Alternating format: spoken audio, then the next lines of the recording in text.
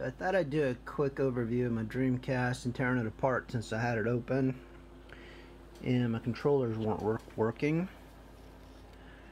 This is the infamous piece.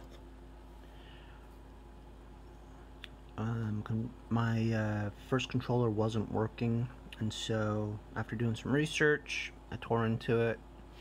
There's a fuse right above that blue capacitor that more often than not goes out.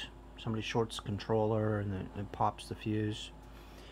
So I replaced it with a 32 gauge wire, which is rated for a ½ amp. The fuse is originally 72 volts at 0.4 amps. And I changed out the battery. And this is a non-chargeable battery, so I got a diode on the resistor. And yeah, so far it hasn't worked though.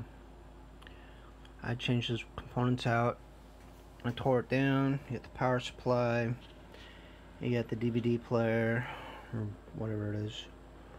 Here's the main board. Got a little bit of heat sink stuff there. Here's the top side of the board. And the shield. So, yep, there's a quick little overview of the inside of the Dreamcast.